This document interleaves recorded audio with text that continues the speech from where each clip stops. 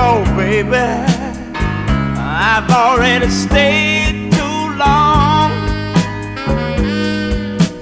Don't you know I don't wanna go, baby, but I've got to be getting on home.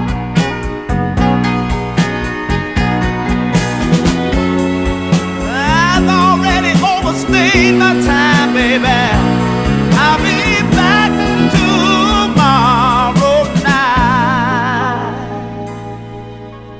Alors le gros avantage ici au Panama, c'est que là actuellement on est le 23 juin, il est 7h41 et j'ai aucune distraction. L'entièreté de ma matinée peut être consacrée à ma première activité, mon trading. Donc tous les matins, ça va être la même morning routine. Je vais me réveiller à mon aise tranquillement. Ensuite, je vais prendre mes datas, un petit peu de toutes les sources que j'ai l'habitude de fréquenter. Donc MUFG, ING, Bloomberg, Investing Live. Ça va être toutes les sources de data que je vais prendre. Et en fait, ce que je vais faire, c'est que je vais faire un petit daily recap. De ce qui s'est passé de la journée d'hier, de ce qui s'est passé de la nuit peut-être pour moi, puisque Londres est déjà bien commencé. Donc toi-même, si tu es trader, tu sais très bien qu'actuellement, l'inflation reste et devient un sujet préoccupant aux États-Unis. On a Starmer, le Premier ministre britannique, qui a remis sa démission hier. Et hier, on a également eu une intervention de la BOJ. Donc c'est vraiment des périodes intéressantes puisque ça va nous permettre d'avoir une certaine volatilité et pourquoi pas certaines opportunités qui pourraient être intéressantes. Donc moi, ce que je fais, c'est toujours ça. C'est je prends mes infos, je lis les infos à mon aise et je les interprète à ma sauce par rapport à ce qui est en train de se passer par rapport aux derniers jours, dernières semaines, derniers mois. Comme par exemple, il y a toujours le conflit Iran-US qui est en cours. Une fois que j'ai checké mes news d'informations favorites, ce que je vais faire, ça va toujours être la même chose. Je vais checker les indices américains. Je vais également checker le VIX pour voir un petit peu la volatilité des marchés. Et je vais également faire un tour sur les commodités comme le gold et le pétrole. D'ailleurs, tu peux peut-être te demander pourquoi est-ce que je prends la peine de faire vraiment ce processus tous les matins, de checker les indices américains, la volatilité, les commodités et ensuite seulement le forex. C'est pour vraiment me constituer une idée, me constituer un billet par rapport à la journée, par rapport au jour prochain. C'est pas dit que je vais prendre une position aujourd'hui. En tout cas, moi, ce que j'aime réellement, je l'en avais déjà parlé dans la vidéo sur le pourquoi je me suis expatrié à Panama, c'est que sur les marchés financiers, j'ai quand même une certaine impatience. Malgré que ça fait plus de 10 ans que je trade, j'ai quand même une certaine impatience. Et j'aurais tendance à dire que entre 10 et 30% des positions que je prends, même si j'exécute pratiquement uniquement en market limit, j'avais tendance à rentrer un petit peu trop tôt. Et donc le fait d'être ici au Panama, d'avoir 1 heure et demie tous les matins à me consacrer à l'analyse, d'une manière générale, c'est fait entre 30 et 45 minutes. Ça va vraiment me permettre d'analyser ça à mon aise et surtout de ne pas devoir attendre 5, 6, 7, 8 heures avant de voir ce qui se passe sur cette position, sur ces marchés. Actuellement, je n'ai pas de position en cours, donc le marché il va ouvrir dans environ 45 minutes. Si tu ne le sais pas, ici à Panama, on a 1 heure de décalage par rapport à New York. Donc c'est vraiment parfait en termes de lifestyle, en termes de liberté, puisque comme tu vas le voir, et comme tu le sais, moi je suis également actif dans l'immobilier un petit peu partout dans le monde. Donc ça me permet de gérer mon trading le matin de manière ininterrompue et sans être dérangé. Et l'après-midi, je peux gérer mes différents logements, répondre aux emails, la comptabilité et tout ce qui touche un petit peu au business traditionnel d'une manière générale.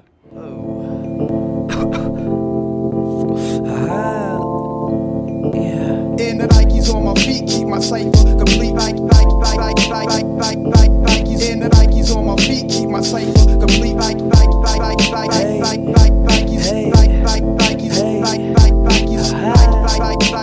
Alors là, le marché il va ouvrir dans seulement 30 secondes et je suis potentiellement intéressé sur un achat sur le Nasdaq. Avec tous les événements qui se sont passés, ça pourrait être intéressant. J'ai les confluences qu'il faut pour rentrer par rapport au S&P 500, par rapport au Dow Jones. J'attends de voir un petit peu si j'ai mon signal d'achat qui se présente ou pas. Évidemment, l'ouverture, c'est toujours extrêmement sportif. Au passage, si une vidéo un petit peu plus orientée trading sur mon processus de prise de trade, de prise de décision t'intéresse, n'hésite pas à me le dire dans les commentaires. C'est avec grand plaisir que je ferai une vidéo un petit peu dédiée, un petit peu spécialisée pour les traders que ça intéresse.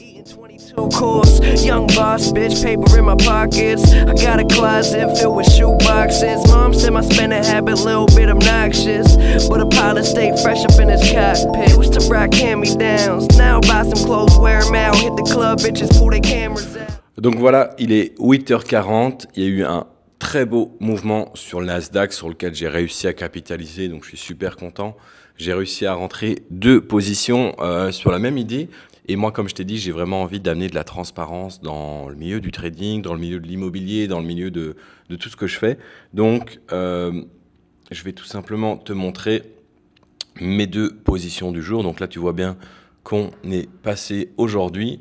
Tu vois mes tailles de position et le bénéfice de cette matinée. Donc, 1600 $. Évidemment, on peut toujours prendre plus. Mais les traders qui me regardent, voilà, ils comprendront, ils savent bien que avoir 99% d'un mouvement, c'est impossible. Il faut juste se contenter de choper 50, 60, 70, 80% du mouvement et il faut savoir prendre ses bénéfices quand c'est le moment. Donc là, ici, ma session de trading, elle est déjà terminée, donc c'est top. Donc, tu as bien vu que le trading, c'est quoi? C'est de la préparation. Donc, tous les matins, je vais passer entre 30, 40 minutes à 1h30 afin de travailler mes idées, afin de travailler mes positions. Sur le Forex, actuellement, j'ai aucune position en cours. J'ai mis quelques alertes sur des idées qui m'intéressent, mais actuellement, il n'y a rien qui m'intéresse et j'ai pas non plus de market limit. Donc, ce qui m'intéresse, je le suis, mais je ne suis pas encore intéressé de rentrer sur une position d'achat ou de vente sur aucun setup. Et c'est pas plus mal puisque j'ai reçu énormément de notifications là ce matin par rapport à un projet immobilier qu'on est en train de lancer. D'ailleurs, aujourd'hui, je dois également m'occuper de publier une annonce pour un projet Airbnb que j'ai depuis maintenant plusieurs années. C'est pas un nouveau projet, mais c'est un projet saisonnier. Donc, pourquoi je le fais pas toute l'année ce projet? Puisqu'en fait, c'est, comme je te dis, c'est un projet saisonnier, donc il est sujet aux éléments en fait de la nature. Et en fait, le problème, c'est que la première année, on l'a gardé en exploitation en hiver. Et le problème, c'est que ça a amené énormément de mauvaises notes, de mauvaises reviews, alors que tu sais que sur les plateformes comme Airbnb, Booking, c'est vraiment les reviews le plus important, puisque c'est ça qui amène de l'attraction, c'est ça qui amène des visiteurs.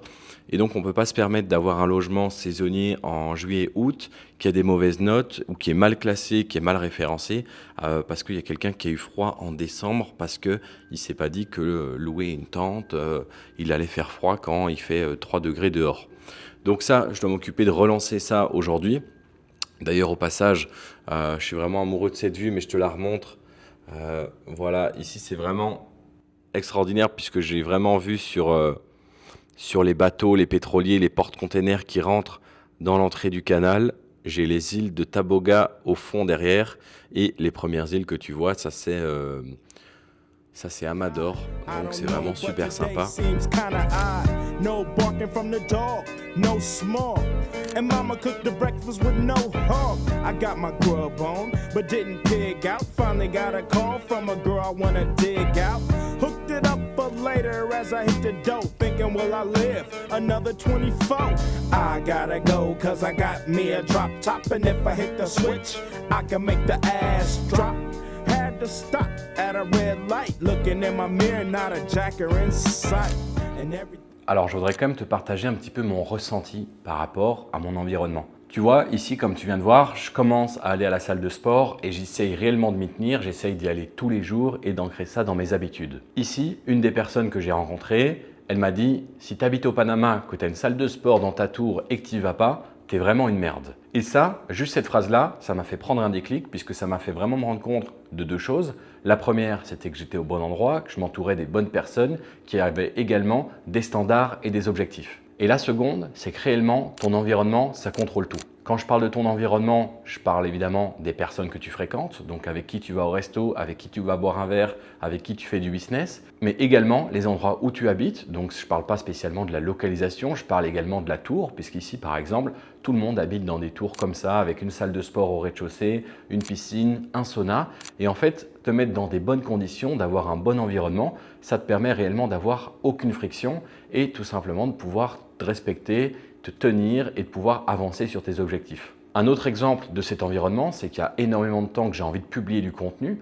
En Belgique, j'avais même déjà essayé de le faire et ça allait jamais très loin tout simplement puisque j'étais pas dans le bon environnement, j'étais pas dans le bon mindset et il n'y a personne autour de moi qui était là pour me motiver, me donner des conseils. Et ici, ça fait maintenant 2 mois que je suis arrivé à Panama et j'ai déjà rencontré des dizaines de personnes qui publient du contenu. Ici, c'est normal de faire du business, c'est normal de faire du contenu, alors qu'en Belgique, j'avais déjà du mal à rencontrer des entrepreneurs qui passaient les barres des 100 000 € par an. Alors, c'est pas une vidéo pour faire un jugement, on n'est pas là pour ça, mais c'est juste vraiment pour te mettre dans la tête que c'est ton devoir de te mettre dans un bon environnement d'un point de vue mindset, d'un point de vue localisation, pour être aligné avec tes objectifs et te donner le plus de chances de réussir. And everything is alright. I got a beat from Kim, and she could do it all night. Called up the homies and I'm asking y'all, which part are y'all playing basketball? Get me on the court and I'm troubled. Donc là, ça y est, il est 15h moins quart, donc ici, ça va être un petit peu plus cool à partir de maintenant, puisque ici, je viens de m'occuper de toute la partie immobilière. Donc, comme je t'ai dit, j'étais en train de lancer un nouveau projet immobilier donc sur de la location court terme. La location court terme, ce n'est pas ce que je fais le plus en toute transparence, je crois que j'en ai déjà parlé, mais quand tu constitues un parc immobilier, quand tu es dedans depuis des années, il va y avoir des opportunités qui se présentent à toi, que ce soit sur des terrains, que ce soit sur des immeubles, sur des maisons, peu importe, et il faut savoir les saisir. Donc ça ici, c'est une opportunité que j'ai saisie il y a environ 2 ans et demi, bientôt 3 ans. Donc c'était super intéressant de l'ajouter au portefeuille.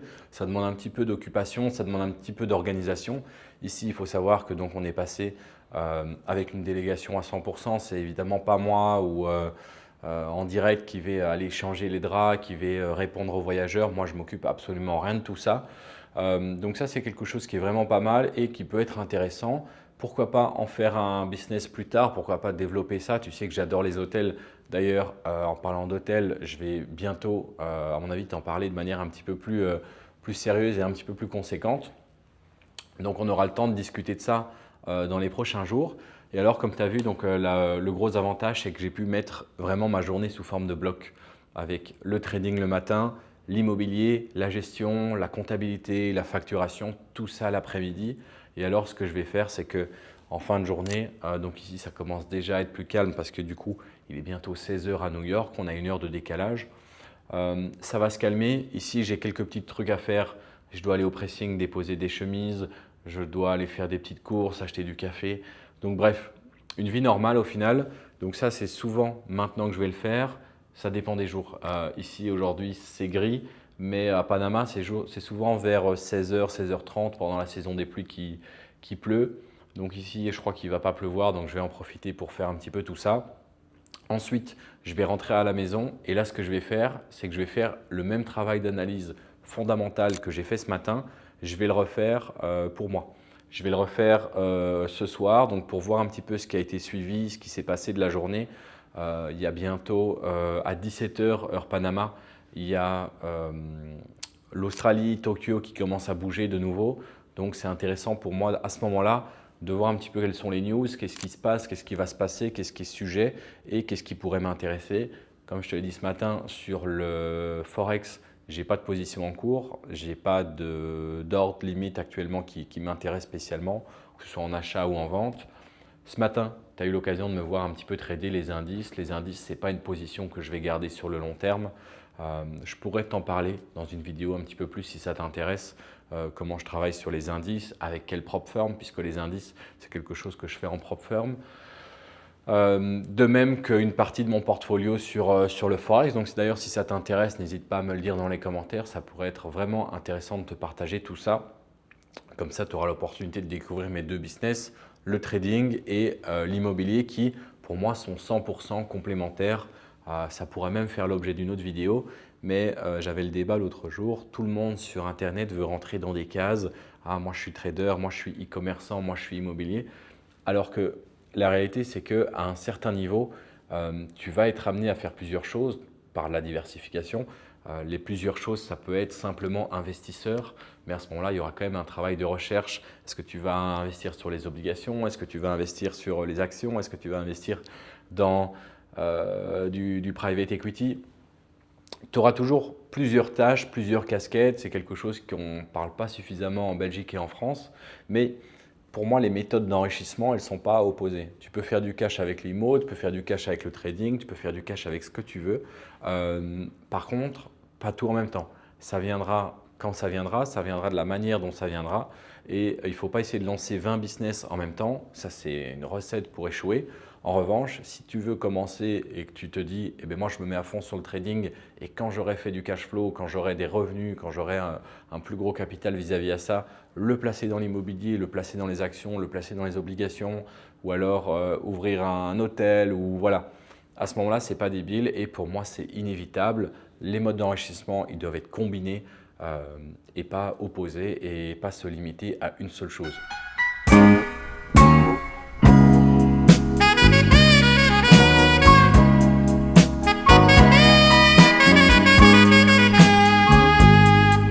Donc voilà, c'est tout pour cette première vidéo Day in the Life. N'hésite pas à me dire si elle t'a plu, n'hésite pas à me dire si tu as des conseils, n'hésite pas à me dire quoi que ce soit, des petites remarques que tu aurais à l'occasion de faire. Si tu as des questions par rapport à mes business, je t'invite à les poser en commentaire ou alors tu peux me les envoyer directement sur Instagram et c'est avec grand plaisir que j'y répondrai. Et moi je te dis à très bientôt pour un nouveau vlog. Got to be getting on home.